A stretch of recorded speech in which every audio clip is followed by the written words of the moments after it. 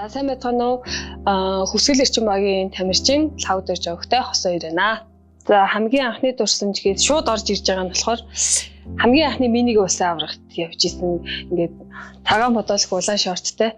Тэгээд талбай дээр гараад тэг эрдээс ингээд бөмбөгөө харахгүй ингээл эргэн тойрон хүмүүс хараал ингээл яг тэрийг амар сайн санддаг байхгүй. Тэгэл манай эрдэнэчлэн багш юугаа хараад тахаа би бөмбөгөө хараач гэл. Тэгээ тэр тэмцээндээ хамгийн анхных тэгээд одоо хэдэн настай байсан бэ? Хожигдсан л доо. Тэгээ яг тэр үеийг өрдөөсөө мартдаг. Амар тийм яг талбай дээр гарч байгаа тийм нэг анхны мэдрэмжийг хэзээ мартаагүй гэх юм. Тэгээ одоо шууд ингээд орж ирж байгаа нь 22 оны лигийн авраг болж ирсэн үйл орж иж байна. Яа тэгэхээр нөгөө өмнө 2 хожигдсан байсан финалд гараад 19 онд 21 онд 2 хожигдсан байсан. Тэгэл авраг болох мэдрэмж амар гоё байсан. Одоо ер нь тэрийг одоо ч гэсэн мартдаггүй. Тэгээ яг тэр тоглолтоо ч гэсэн ер нь яг сүүлийн хэсэг нь яг байн ухрааж. Ер нь бол яг тоглолтонд орохынхоо өмнө юм уу тоглолт гэрээс гарахтаа ч юм уу зааланд ирээд ч юм уу заавал аавж ярьдаг ирдэг. Заавал. Ярьж байгаагүй тохиол амар цөөхөн баха. Амар ч ер нь цөөхөн. Бараг л байхгүй байх гэж бодож байна. Яг 22 оны аврагын төлөөх цувралын 4-р тоглолтод хожигдоод яг 5-р тоглолтын өмнөх орой гэх юм уу 2 жил хожигдсон. Тэгэл одоо нөгөө сүүлийн нэг тоглолтоор ингэ шийдвэрлэх гэдэг. Хожигдсон бол дахиад 2-т орох гээд байдаг. Яг тэр сэтгэл зүй бол амар хэцүү байсан. Ер нь тэрийг давж гарахад бас ер нь амар хэцүү байсан. Тэгэл бид хэд оройн тэгэл сэтгэл зүйчтэйгээ ярилцаал. Тэгээ тэр орой бол бас ингээд нөх унтаагүй. Бас ингээ өрөөндөө ингээд бас яг нэг давж гарсан нэг юм бас юу гэж хэлэх юм бэ. Бид нөгөө бүгдээрээ байрлсан байсан. Тэгээд нөгөө багийнхантайгаа ойр өдөг одоо яг нэг найзуудаараа шүнжэнгөө ингээ юм яриад л за одоо тэгээд хожигдны лигийн 3 мөнгө медаль гэдэг чинь бас амар том амжилт шүү дээ гэл. Тэгээл ер нь талбай дээр нэг тиймэрхүү сэтгэлдүүдтэй л орсон юм байна. Хамгийн чухал хичээл бол хүндлэл. Яг ингээд хамгийн тод орж ирж байгаа нь болохоор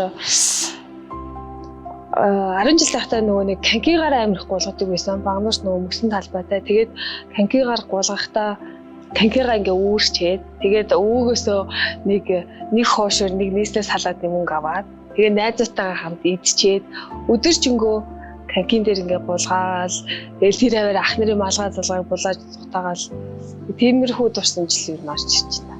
За ер нь бол тэгэл бэлтгэлийг 100% хийх эсвэл одоо тэрнээс боломжтой бол 100%-аас илүү давуулж биелүүлж хийх одоо илүү уур чадвартай хүмүүстэй өөрийгөө одоо нөгөө харьцуулаад тэр хүмүүсийн бэлтгэл хийж байгаас илүү давуулж хийх гэдэг юм уу. Ер нь би жоохон өөрийгөө даваах туртай төлсөн байхгүй. Ер нь бол бэлтгэл. Байж болох хамгийн сайнараа хийхийг л ер нь би сайхан өдөржингөө сайхан амраал гоё хоол идээл тэгээ ямар нэг муу сөрөг мэдээ сонсохгүй тэгээ яг гоё бас бэлтгэлээ ивэл бас гоё өдөр болох юм байна. Тэгээл амраал муу мэдээгүй тийм өдөр юм болоо 50 би амар сайн хөшрөхөөс яагаад байдаг шүү дээ. Гэтэ яг нэг нийтийн талтай багтаа тэгтээ тэгэл ер нь бол бусад хүмүүс ч гэсэн адилхан гэж бодож байна.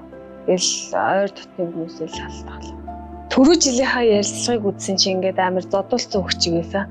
Ингээд орохгүй манай бог ингээд яг тэрийгэ бодоод ингээд амар чанга тод ярих гэж ирэмэлдэж орж ирлээ. Тэрнээс арай өөр байх гэж хичээж л орж ирлээ те. За хүсгэл эрчим багийн ахлагч хос хоёр байлаа. Тэгээд 2024 оны лигийн тэмцээнээ та бүхэн нэртэй баринаад ирж хөрөлтөж ирж үзээрэй. Дэмждэг багуудаа хажуунаас нь үзээ, дэмждэг тамирчнаа ирж үзээд хамт зураг даруулаад нэг гоё үйлрлийг хамтдаа бүтээцгээе. Тэгээд манай багийг дэмжээрэй. Баяртай.